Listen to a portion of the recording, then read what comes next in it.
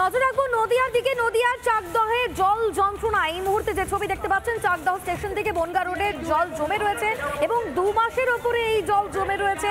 জল যন্ত্রণা থেকে মুক্তি চেয়ে এবার প্রতিবাদ, নৌকা নিয়ে প্রতিবাদে বাম কর্মী সমর্থকেরা। এই মুহূর্তে যে ছবি দেখতে পাচ্ছেন, নৌকা নিয়ে প্রতিবাদে সামিল হয়েছেন। হাতে রয়েছে প্ল্যাকার্ড এবং যে প্ল্যাকার্ডে তারা লিখে রেখেছেন উন্নয়ন এক্সপ্রেস। বারবার তৃণমূল নেতাদের তরফ থেকে বলা হয় উন্নয়ন নাকি দাঁড়িয়ে রয়েছে। কার্যত সেই বিষয়টিকেই খোঁচা দিচ্ছেন বাম নেতৃত্ব এবং জলে গাছ পুঁতে আবারও তারা প্রতীকী প্রতিবাদ জানাচ্ছেন। দীর্ঘ 2 মাস ধরে জল জমে রয়েছে, তীব্র জলকষ্টে সেখানকার বাসিন্দারা।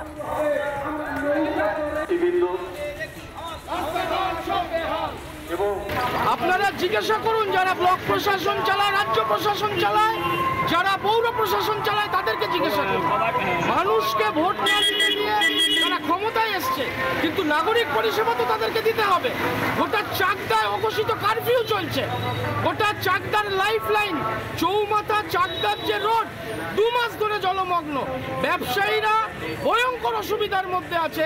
প্রশাসন নির্বাক, প্রশাসন অন্ধ হয়ে আছে। কনভেনশন সকাল 9টা থেকে বেলা 12টা পর্যন্ত চলবে, যতক্ষণ না প্রশাসন আসে।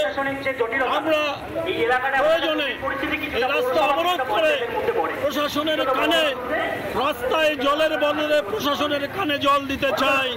আসুন, অন্তত আপনাদের ঘুম ভাঙুক। চাকদার মানুষ কি কষ্টে আছে সেটা অন্তত আপনারা দেখে যান। কার্যত ক্ষোভ উগরে দিচ্ছেন বাম কর্মী সমর্থকেরা এবং এই মুহূর্তে প্রতীকী প্রতিবাদ জানানো হচ্ছে।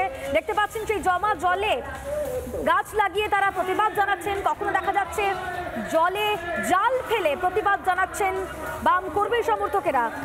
দীর্ঘ 2 মাসের ওপরে জমা জলে ভোগান্তি, জল যন্ত্রণা থেকে মুক্তি চেয়ে এবার প্রতিবাদ। আপনারা যারা এখানে আছেন প্রশাসনে, আপনারা এবং আপনারা নিয়ে দিয়েছেন এবং তারা এই কর্মসূচিতে CI2 এবং আপনারা কেনাও করছেন না। যারা কাজ করতে চায়, যারা কাজ করবে, যারা মানুষের জন্য কাজ করবে, তাদের এগিয়ে আসছে। নানা ধরনের কন্টেন্ট দেখার জন্য লাইক করুন, শেয়ার করুন আমাদের ফেসবুক পেজ, সাবস্ক্রাইব করুন আমাদের ইউটিউব চ্যানেল। পাশাপাশি অন্যান্য ব্রেকিং নিউজের জন্য অবশ্যই চোখ রাখুন রিপাবলিক বাংলায়।